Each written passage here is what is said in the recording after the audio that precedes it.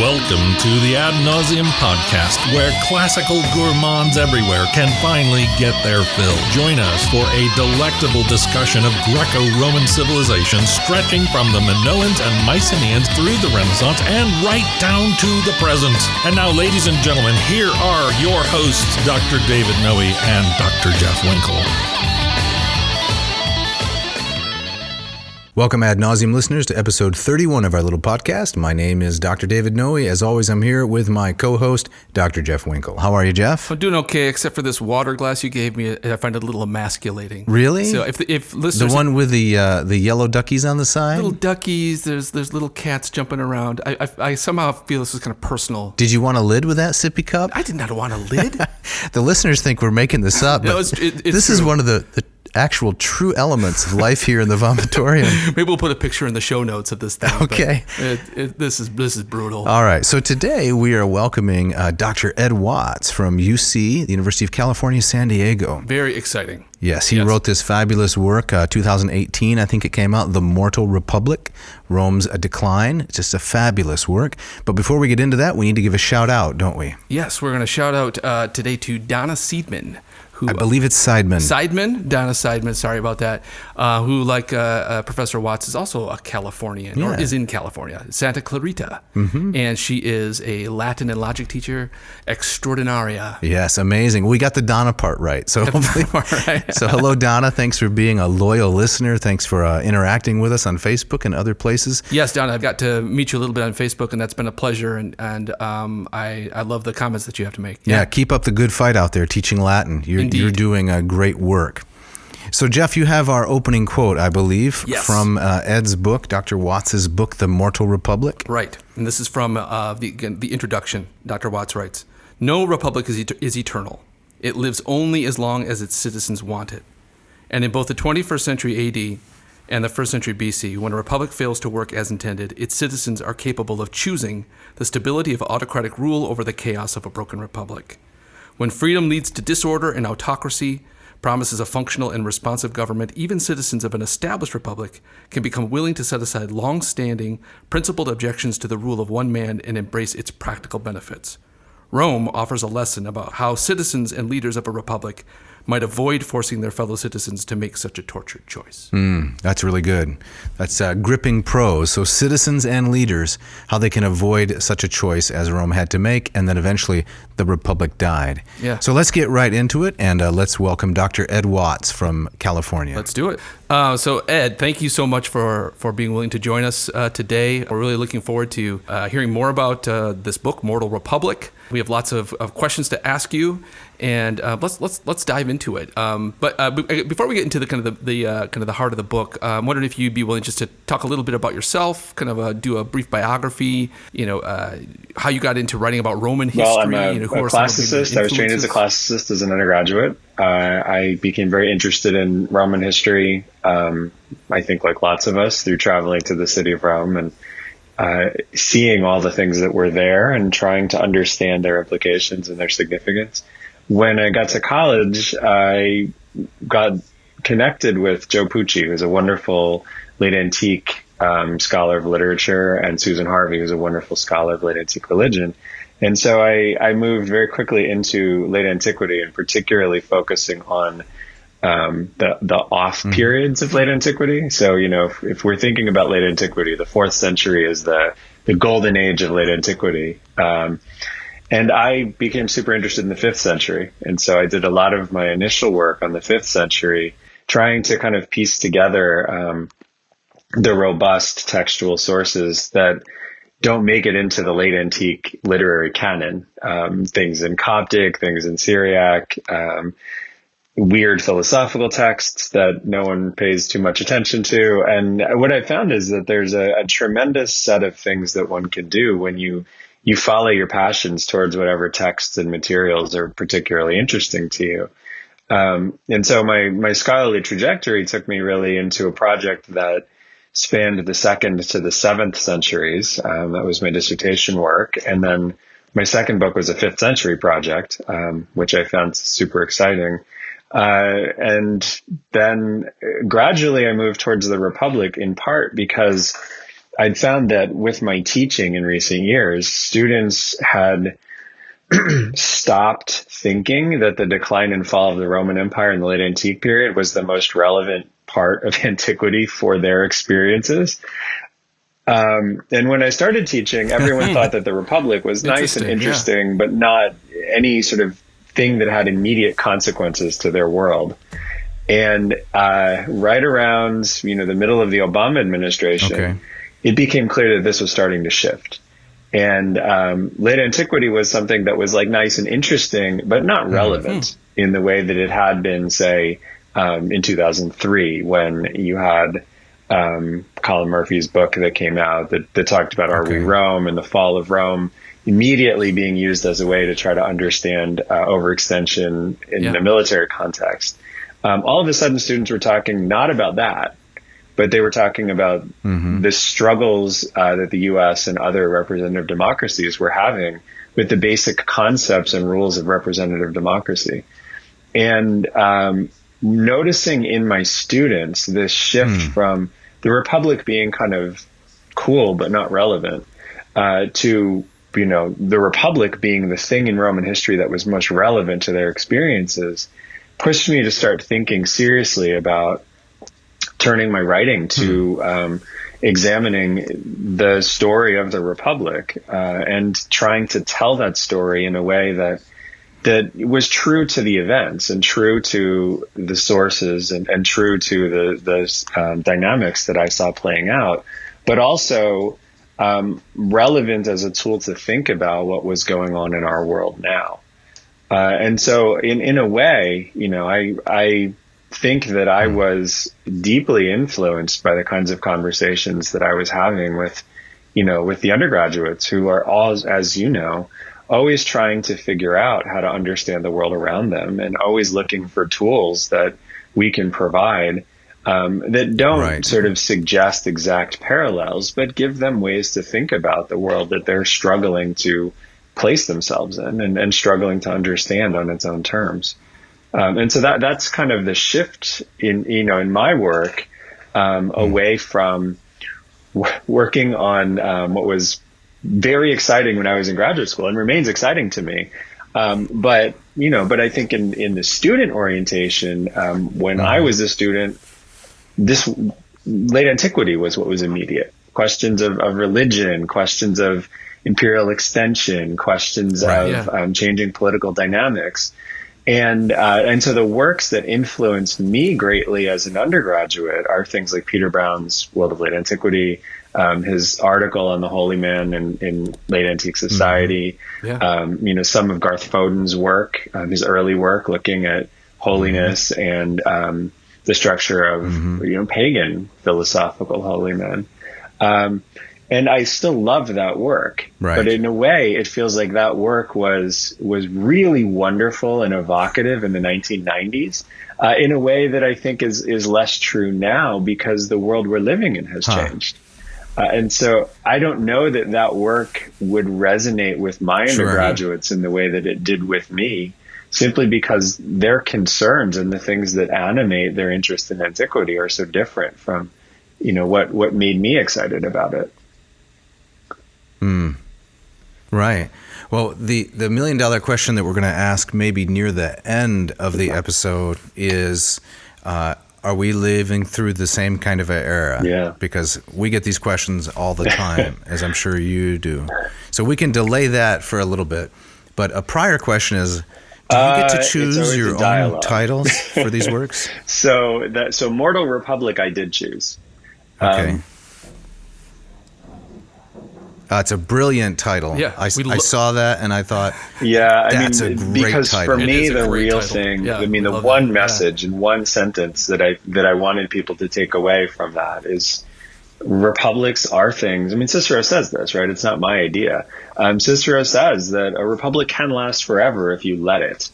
But a republic can die. And the death of a republic is something that Cicero says is even more tragic than the death of a person. Because a person by necessity dies. A republic doesn't need to die. And so when it dies, there are a set of consequential choices, decisions, and actions that the people living in that republic took that allowed it to die.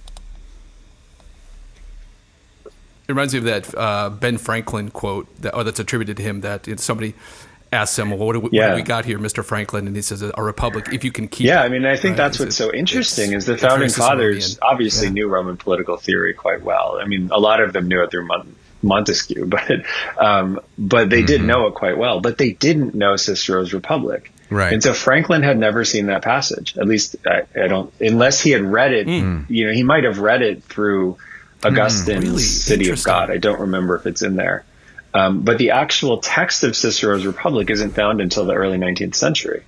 And so Franklin likely had not seen that. And yet the idea is something that is sort of pervasive. And I think Cicero's insight there is, both spectacular, but also in a way natural.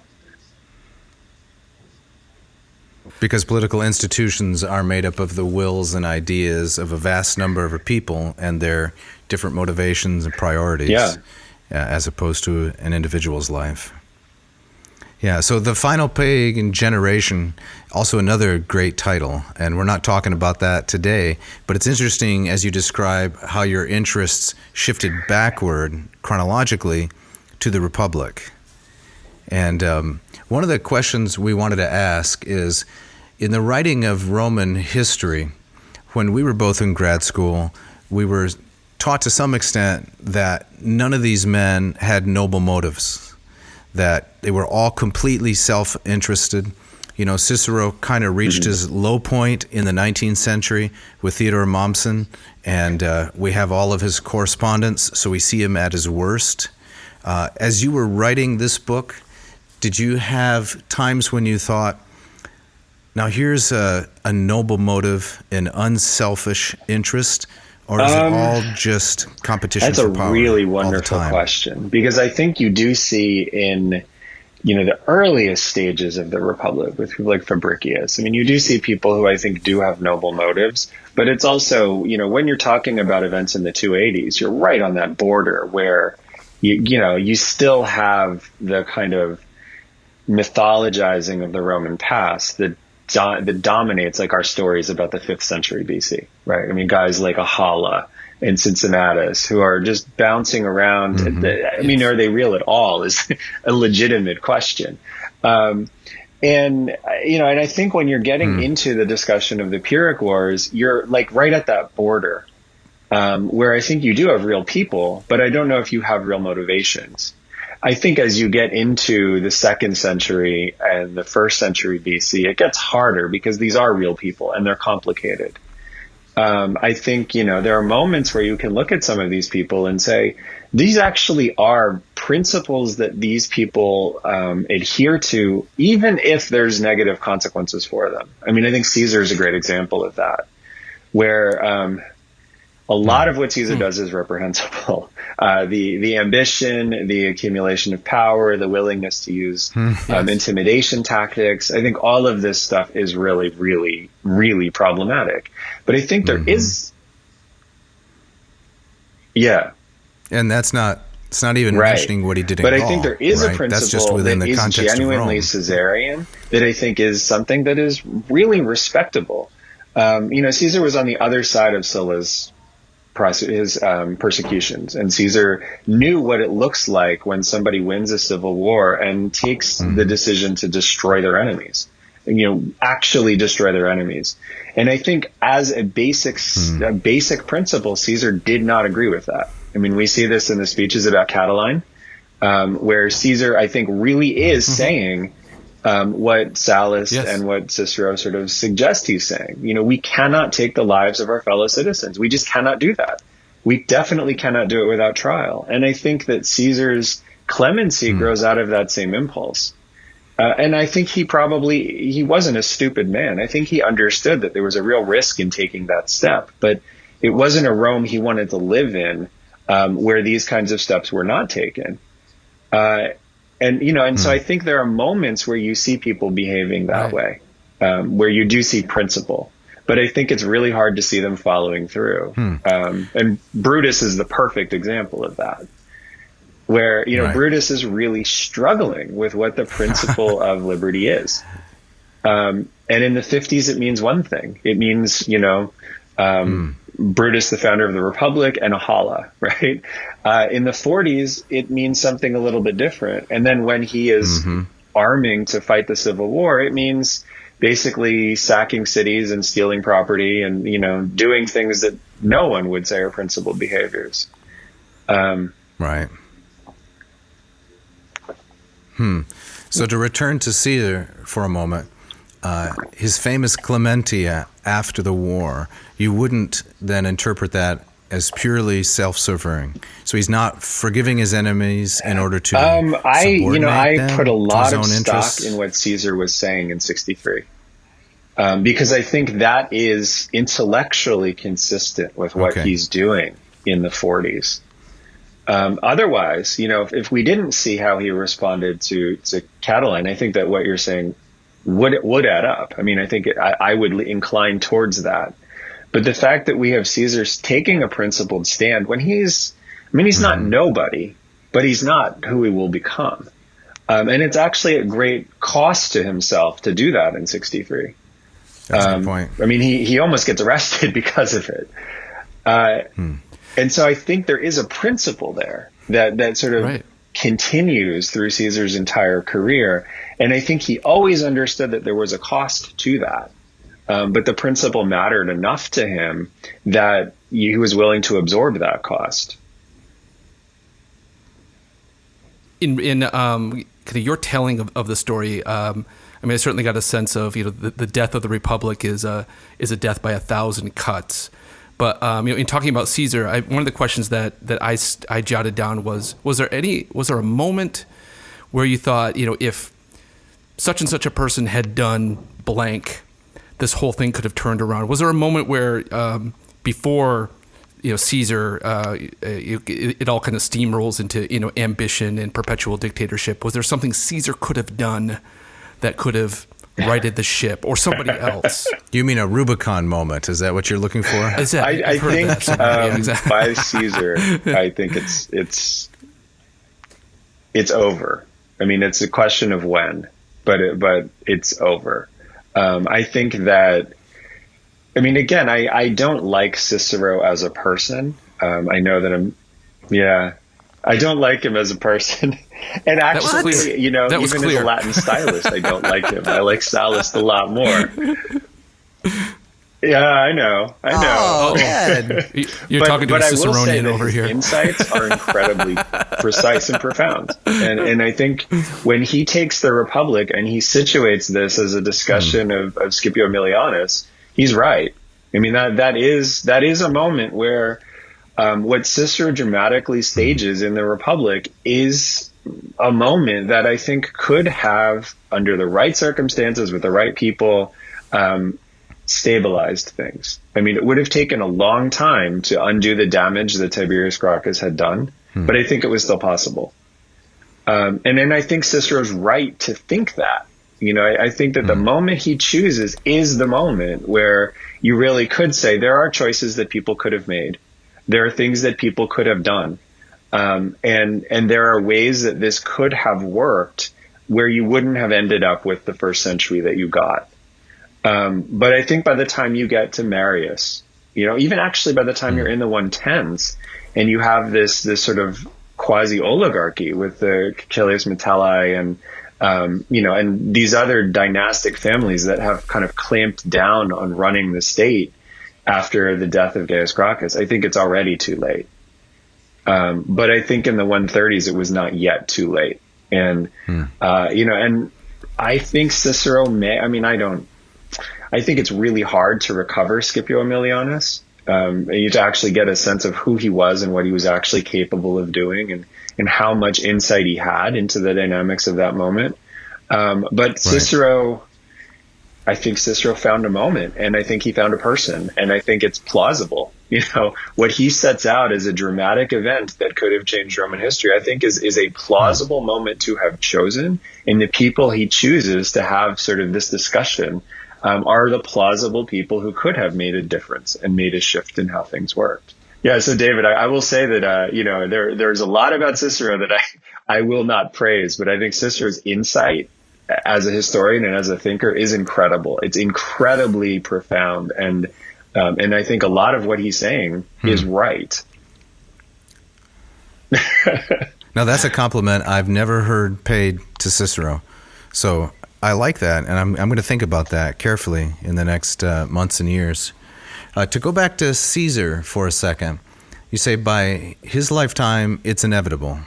So do you then subscribe to the notion that I've often heard from other Roman historians, that it's just a question of who's going to become the absolute ruler, the potentate or autocrat, and Caesar's distinguished because he managed to rise to the top of the heap, and someone else, maybe Brutus, maybe another one of the families, would have taken over? I actually think that the most likely outcome was that Rome was going to lose its empire and everything was going to sort of spin off into separate entities.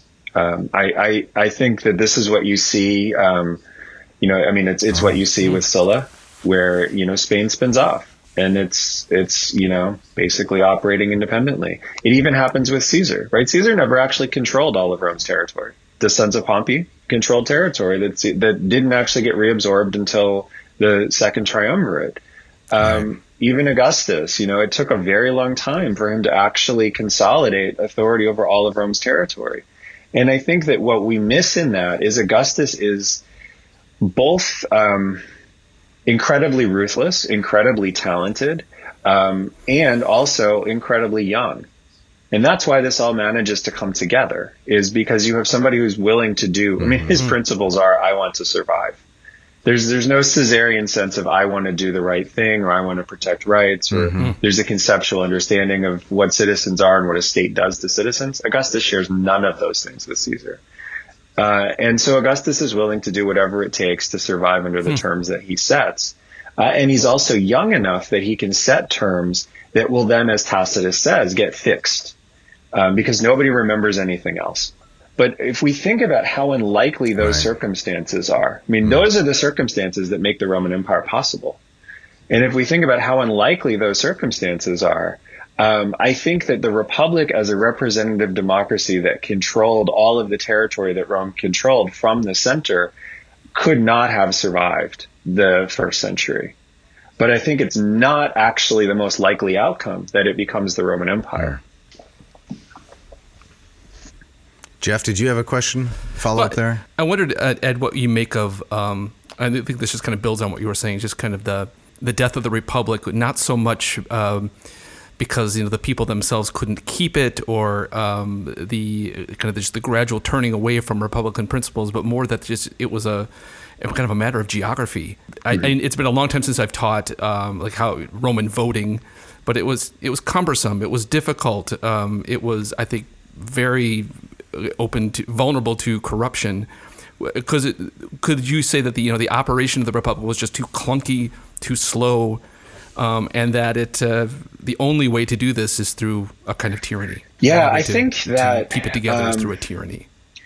I think when we look at the 140s, I think that's actually, we talk, I said earlier that I think there is a moment in the 130s where you could have undone the damage of Tiberius Gracchus. In the 140s, you could have prevented it. And I think one of the struggles that the Republic faces in the 140s is you have this accumulation of massive amounts of wealth that is growing very rapidly at a time when most other Romans are sort of stagnating. And this is Philip K's, I think, brilliant insight in the way that the Roman economy is functioning in the 2nd century. But the challenge that the Republic faces is those people have their money legally for the most part, right? These people who are getting very wealthy, their money is legally theirs. And so one of the challenges a Republic faces, and Cicero, again, is a great source for this. One of the challenges a Republic faces is it has to protect law, but it also has to protect the common good.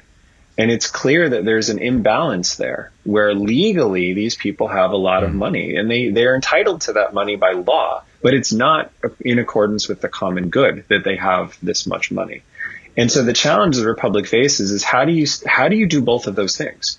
Or what do you do with these people who have this much money, but it's not pursuing the common good? What is the compromise that recognizes their legal right to their wealth, but also ameliorates some of the problems to the common good of the republic and the people living in it that this much accumulated wealth causes. And in the 140s, the failure that the republic has is it can't come up with a way to do that. And what you eventually get is tensions that boil over because people exploit these tensions. So I think that this sort of fundamental problem between what people legally have acquired and what's good for the society is, in a way, the root of the fundamental questions that you have that, when we talk about the optimates and the populares, I don't really like that conflict as a sort of binary because I think it's much more complicated. But that's the basic, philosophical question between those outlooks. You could have headed all of that off if the Republic had been more effective in the 140s when everybody still had faith in it doing it. And the voting system in the 140s would have enabled you to do that if you could have found the correct and appropriate compromise, and everybody understood the necessity for it. So that seems to be mentioning a more of a technical question then. What's the technical mechanism for the very wealthy to legally hold their wealth but not let the inequality become so great that there's no more a sense of public duty? So I wonder the interplay between a technical answer to that question and more of what has to do with the customs and traditions. Yeah, I mean, it's so a very that's not the best dichotomy, but I think you know what I'm asking. And it's the idea of society that's governed by law has to have popular buy-in. It has to regularly check back with its citizens to be sure that they're comfortable with what's happening. And in Athenian democracy, this was done every year, right? You would have a kind of meeting in the assembly where everybody would say, okay, we're good with what has happened in the past year. Let's move forward on that basis. And presumably you could vote and say, no, we're not good with what happened. And we need a reset. And in Rome, there wasn't exactly that act, but the fact that you would have the consuls come out and justify their behavior every year. And this would then be sort of approved in an assembly was a similar ceremonial step. And so I think that really is the fundamental challenge that the Republic faced in the 140s is this practical one of, as you get more citizens, the Republic still has to represent them.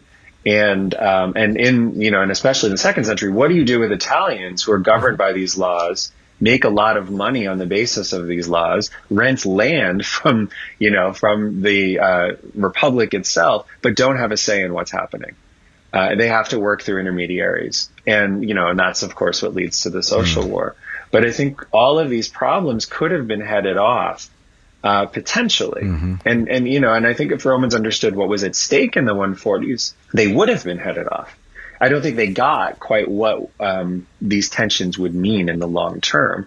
But of course, we can understand that because the social, conflict of the orders had ended almost 150 years before that. There hadn't been political violence really since, if we trust it, the mid-5th century BC, according to our narratives. Why would you in the 140s think, well, this is a crisis? And nobody's in the streets, nobody's rioting, there's no violence, but this is a crisis.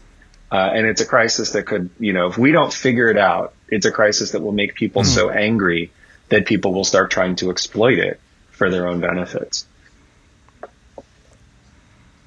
So on page 65 of the text, I don't expect you to remember the actual page, but I'll give you a little quote. You're talking about Marcus Crassus, who's been always to me a fascinating figure.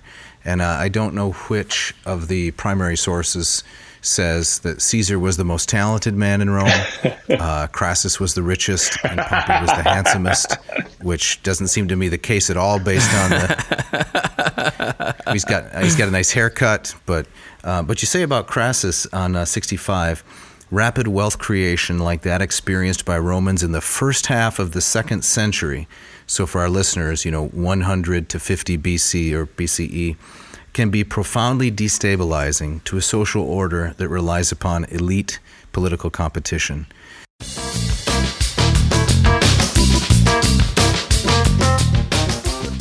Akin to the quests for Atlantis and El Dorado, the search for the perfect cup of coffee also seems never-ending. No longer. It has ended. Ad nauseators, your attention please. Mark Helweg and his Portland-based crew at Ratio Coffee have done it. Why throw your cash down the drain at the overpriced downtown Trendy Pants Brew and Beanery when the sleek machines, the Ratio 6 and its slightly wiser Mentor, the 8, can deliver this experience in your own kitchen? Indeed. I love my 6. Every morning I hit the button, watch as the effervescence of the bloom stage banishes all the Java jilting CO2 to the farthest corners of Tartarus, setting up a 200-degree Fahrenheit shower of water through my favorite blend, coming to rest in a mirrored sheened stainless steel carafe that I'm fairly sure could contain plutonium if called upon. The whole spectacle is like a really cool experiment that will make you wish you had paid more attention in high school chemistry class. Oh, that's amazing. Wow. But here's the best part. Listeners, right now, you can go to ratiocoffee.com, R-A-T-I-O, we trust you can spell coffee, and get a 15% exclusive discount on the Ratio 6. Enter special code ANCO for 15% off the Ratio 6. Who knew? It's true. You can bring the brew home to you. This episode of Ad Nauseam is brought to you in part by Hackett Publishing, an independent publisher since 1972. Hackett brings the best of classics and humanities to a wide audience with affordable, attractive offerings. Now, Dave, I know you like to read philosophy all the time, but what does Hackett have in this vein? Oh, that vein is rich, Jeff, and extends for miles. There's gold in them there hills. Hackett has a new series of Aristotle translations from CDC Reeve called The New Hackett Aristotle. Who wouldn't like to hack at some Aristotle? I'm up for that. I'm really looking forward to this. The series will eventually include new translations of all of Aristotle's works. Excellent. Hackett has titles on ancient Rome, too, with translations of Suetonius, Livy, and more. That's right, Jeff. Can you set up our posse for some savings? I can. AN crew, my homies. Right now you can save 20%. Did you just say my homies? I claim nothing. You just follow the script, is that right? My peeps, right now you can save 20% on any order and receive free shipping from Hackett Publishing. That's right. All you have to do is go to hackettpublishing.com, Hackett, Hackett Publishing. Find the text you want. Enter AN2021 in the box, which asks for the coupon code. Don't hesitate. Check out hackettpublishing.com today. Today's episode is also brought to you by the good people at Ad Astra Coffee Roasters of Hillsdale, Michigan. To the stars with great coffee. Now, Dave, Patrick, and his crew there in South Central Michigan, they really know how to roast those beans. That's right, Jeff. The poetry series featuring Wallace Stevens, Rainer Maria Rilke, and William Wordsworth, plus the Las Lajas Microlot and my favorite, Tenebris. These are extraordinary blends. They also have a new poetry series in blue. It's from Guatemala. It's called Huehuetenango. What was that? I'm sorry? Huehuetenango. That sounds very interesting. Thank you. That's right. Listeners, if you haven't checked out their website, you should just take a look. It explains how they use an old-fashioned method of roasting with a giant repurposed roaster, and it explains where they source these beans. It's a really well-done presentation. Right, and they also only roast coffee that ranks 84 or higher on the 100-point coffee grading scale. Jeff, that's really good, right? It is pretty good, yeah. Can you tell our loyal listeners how to score some Ad Astra coffee beans? I certainly can. So, AN friends, go to adastraroasters.com, Ad Astra, ADASTRA, roasters.com, and check out some of their delicious offerings. You get a special 10% off by entering code ANAA, and you can also sign up for their monthly subscriptions. Check it out. Do it.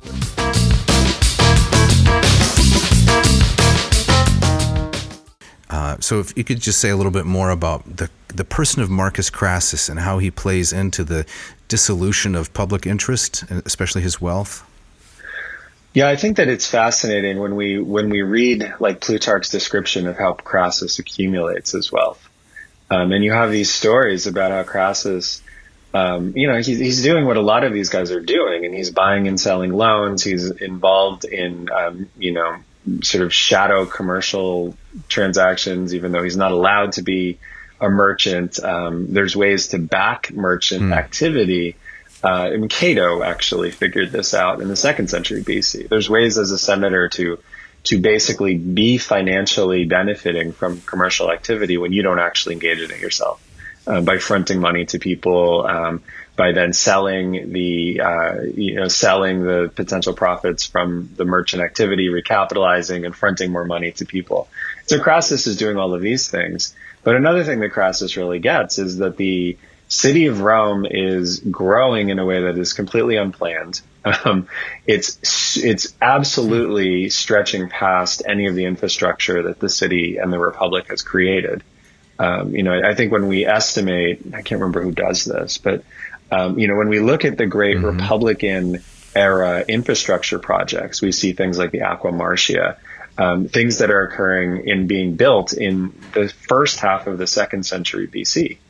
And that was a city that was growing towards 250,000 people. By the time of Crassus, you're pushing 1 million, and the infrastructure just isn't there. And what Crassus realizes is, there's a way to benefit financially from, in essence, sort of privatizing some of the infrastructure and some of the housing and doing it on the cheap. And so Crassus does sort of property flipping. He has a whole team of engineers and architects. I like to tell my students he even has a fire company that will put out property that's on fire. Yeah, and what Crassus has kind of done is he's understood that there is a kind of planning failure that opens things up for private exploitation because the public sector is just not interested or not capable. And so what ends up happening is people like Crassus who understand these dynamics can become spectacularly wealthy because all of a sudden you're in a dynamic economy. And this is what Kay's book shows really impressively. Right. This for years, when I was in graduate school, and I'm sure when you guys were in graduate school, the received wisdom was the Roman economy. No ancient economy grew. It grew basically very slowly, and it primarily grew when people put more land under cultivation. And that just is not true. Right. It just can't be true, given what we know about some of the sums that are involved, given what we know about some of in the imperial period, things like Trajan's Alimentus scheme. This is all working off of a financial arrangement. Right. It's working off of the assumption of a very strong financial system. That's robust and sophisticated. But as we know in our society, you get how that works. You can become spectacularly wealthy, but most people don't get how it works. And some of the people who really don't get how it works are old money rich people.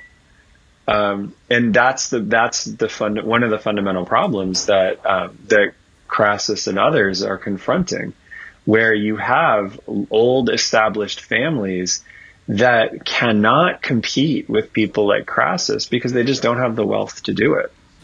And the initial push that you see in the 2nd century when this is all starting up, is to just put in sumptuary laws.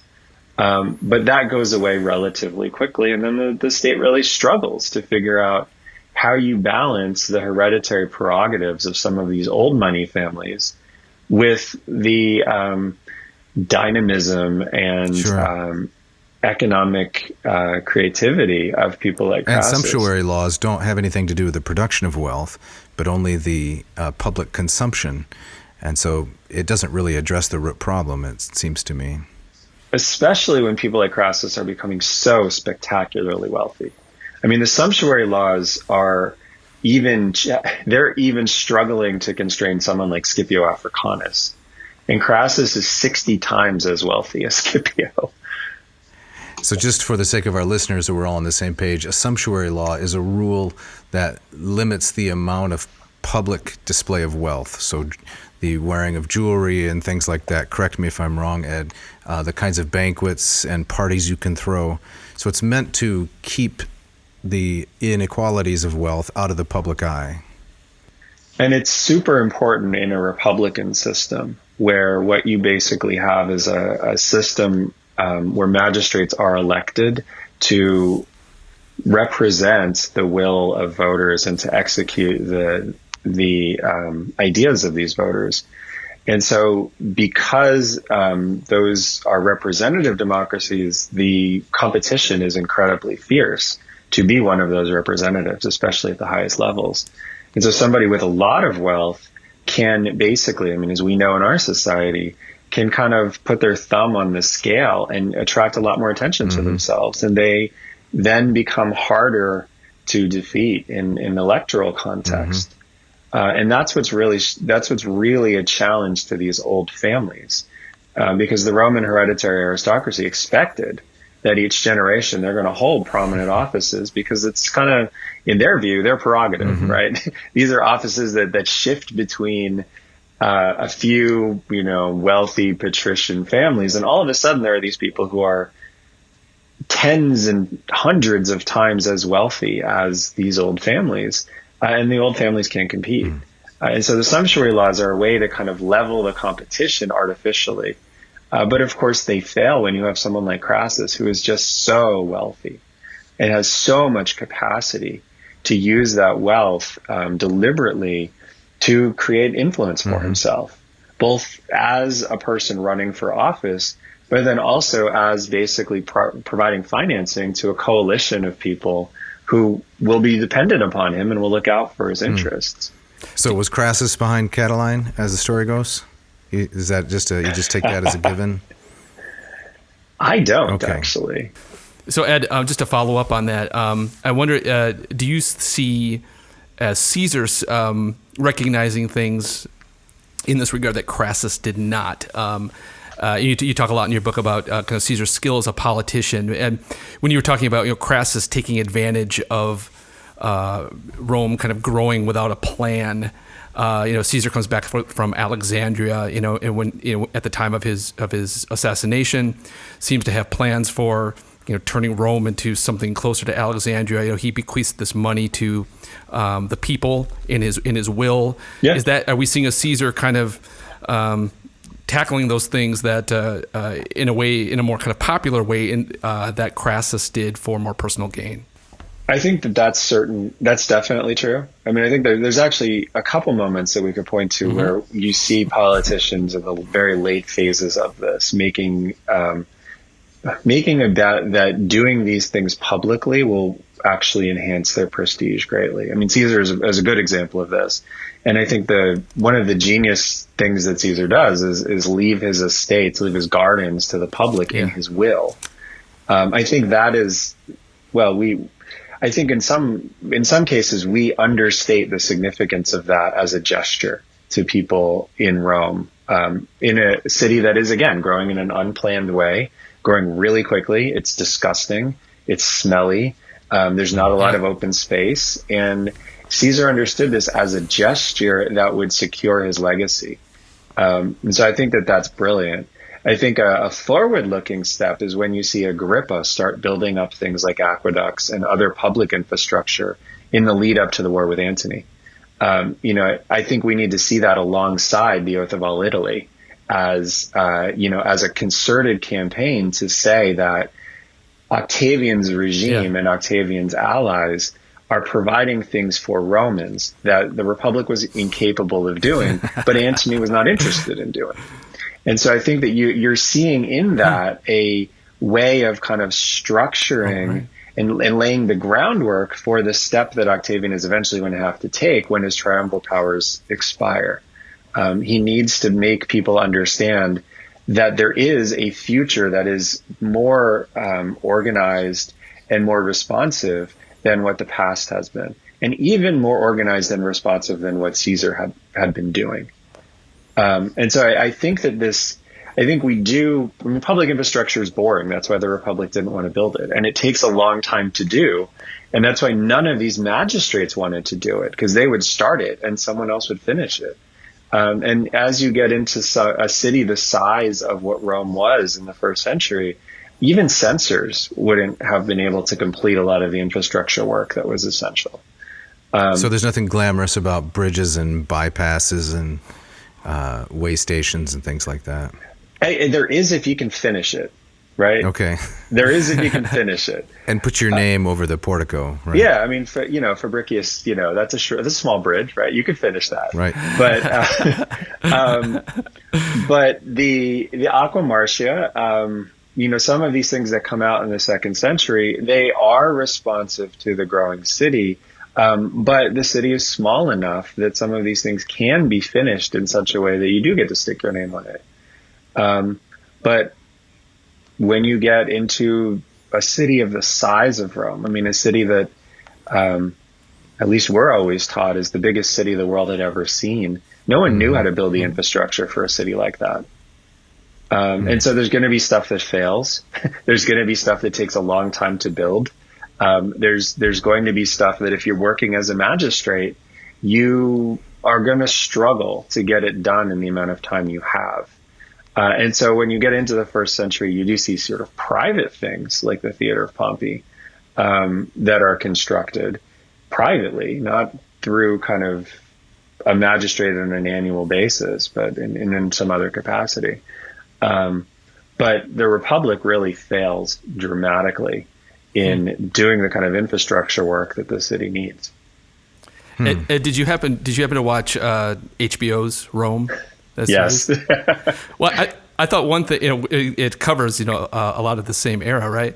But I thought one thing that did very well was of getting at the disgustingness of Rome. I mean, something that, that Hollywood often misses, portraying as this gleaming city of marble from one end to the other. Yeah. But I thought I did a good job of kind of showing kind of the back streets of Rome as being just god awful. Yeah. I mean, I think we could only really understand that if we could somehow convey smell. Exactly. And noise. Right. I mean, there's a reason these houses are all built facing inside.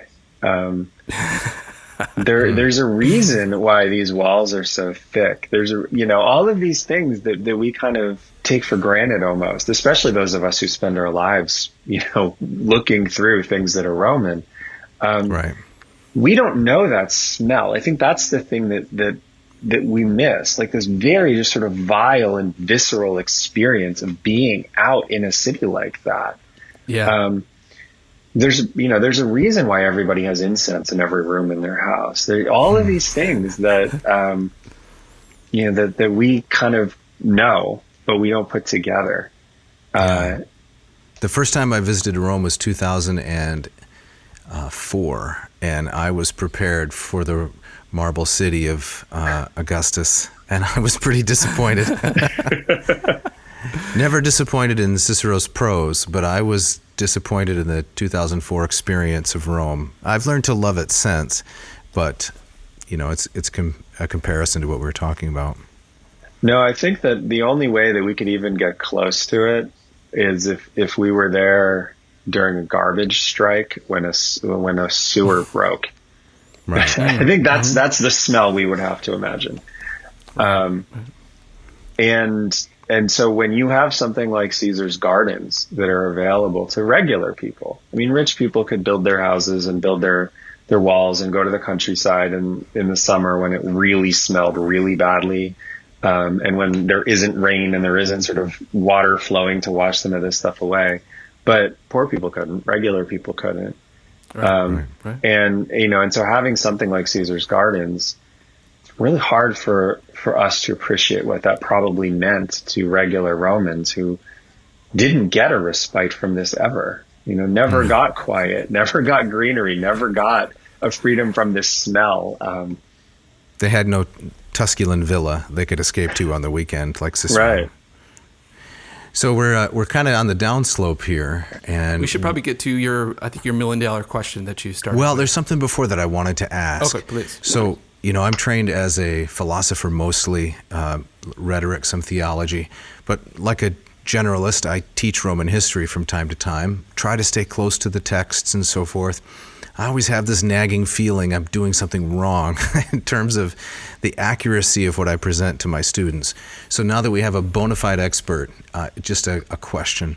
I try to present to my students the profound conservatism of Roman society, that it's so conservative that even those persons today who consider themselves conservative or traditionalist would not match up well with a Roman sense of conservatism. The joint executive, to veto pretty much any new legislation, the antagonism inherent in terms like res novae, anything new is therefore to be suspected, and it's probably wrong. In the general amphitheater here, or am I off in some of these descriptions? One of the things I'm really struggling conceptually with right now is how we come to terms with this day-to-day not only conservatism, but disrespect for the basic humanity of people, with this kind of long-term way that the Romans think about people and inclusion. Like Roman slavery is a perfect example of this. It's a horrible institution. People really are. And they are treated as property, but they're treated as dispensable property. They're treated as property that can be destroyed for fun. And yet, in the long term, Roman slaves get integrated into Roman society. They get full Roman citizenship. Their children can become really prominent people in Rome. They can become ultimately even, rising through like the levels of like the equestrian rank and even into the Senate. And there's no explicit political stigma on that descent. How do we come to terms with that, right? How do we come to terms with an ancient society that is so brutal to slaves in some contexts, and in the short term is horrible in its very conception of their humanity, but in the long term takes this other view that is inclusive and incorporates them and integrates them and gives them real meaningful roles in society? And I think the question of conservatism is related to that. In the short term, in the day-to-day, this is an incredibly conservative society. It does not want to move fast. It's designed to not do that. But then if you look at the constitutional history of the Republic, what you have when the Republic is set up is a counter-revolution. It's an oligarchic counter-revolution to what Servius Tullius had created. And yet, all of the principles that animated that counter-revolution are eventually undone. And they're undone peacefully through compromise and through deliberation. This isn't Tyranny, where you have this aggressive kind of bouncing back and forth between very liberal constitutional structures and very conservative ones, and there's always violence that separates the shift between those poles. In Rome, the long-term story is a society that is actually willing to evolve and willing to incorporate and willing to expand itself. But on the day-to-day, you're right, it is incredibly conservative. And that is something, as a historian, I really struggle to explain and to understand. Right. How do you have a society that does both of those things? Right. That is one of the most horrible and least responsive to the basic concept of human rights on the day-to-day, but in the long term is the most inclusive of any that we know in antiquity. That is fascinating. Yeah. I think that was really well expressed. Yeah. It's the dilemma of the Pax Augusta, right? Everywhere is peaceful, sort of, but it's at the cost of so much repression. Yeah. And in a society that will eventually extend citizenship to everybody. And in a state that will eventually end in Constantinople with a whole bunch of people who speak Greek and none who speak Latin. It's a society that completely reinvents itself. Yeah. And yet it's an incredibly conservative society on the day-to-day. And that's a dynamic that is really, really hard to explain. It's something we can when you recognize. solve that question, right, and you write that book, we'll have you back and you can share the answer with the audience. How exactly did this work? I didn't mean to cut you off. Are you ready for the $1 million question? Sure, yeah. All right, so do you want to draw any parallels between 21st century American politics? We have a pretty diverse audience, probably people on the right, people on the left, maybe everybody in between. But this is what they want to know. Is America heading toward its own mortal republic condition? Is Jeff Bezos our Crassus? Right. Yeah. Or Elon Musk or someone like that. Yes. Oh, that's wonderful. I think that I'm a lot more concerned about the trajectory that we have right now than I was when I wrote the book in 2017, 2018. Wow. I think that the last couple of years have shown the willingness to use violence is something that isn't abstract now. And I think the place where you cannot go back from is when people start dying for one or the other side of these political discussions in a republic. Because once you ask somebody to die for a political cause, you basically have to go back on that request, and you have to go back on the sacrifice they made if you're going to compromise. And that's something that I think Rome shows us. Once you have martyrs, you have a sense of a kind of fixed position. And it's very hard for society to come back together once you have people who have given their life for something. That's an absolute sacrifice. And to compromise a position that someone made that absolute sacrifice for is very, very difficult and probably fatal to the people who do it.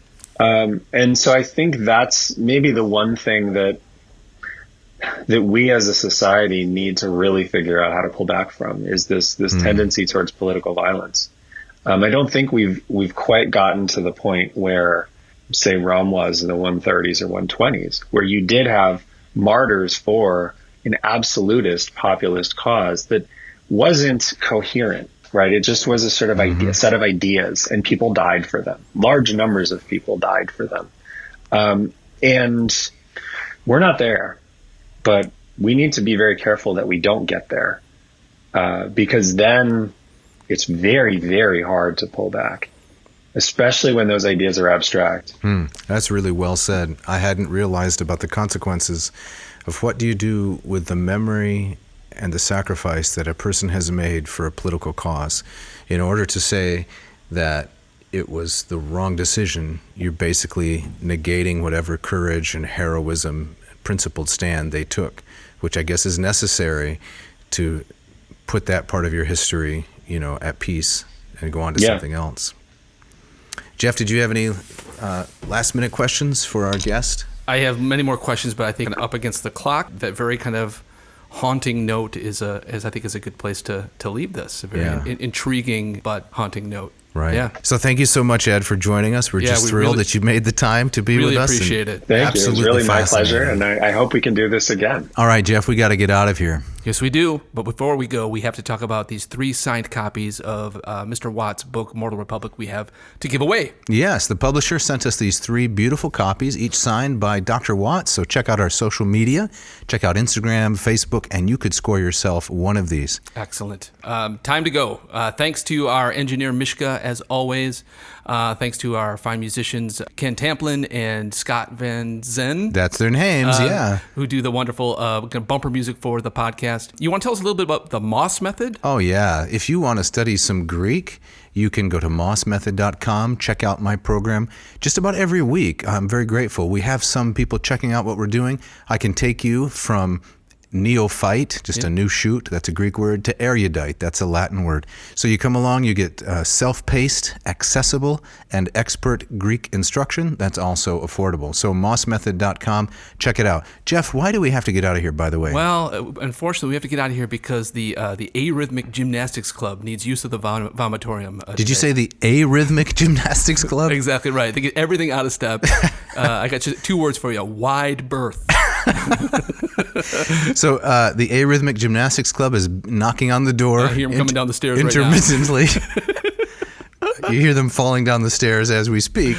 So listeners, subscribe, please. Leave us a review at Spotify or Apple iTunes, someplace like that. And what's on the agenda for next week, Jeff? Next week, we're talking about Eumaeus. We're going to get into books 12 through 14 of the Odyssey, back into our Odyssey series, and more pigs. More pigs. Way more pigs. Eumaeus, the swineherd. Right. So if you thought like the back streets of Rome were stinky, try hanging out with Eumaeus for a while.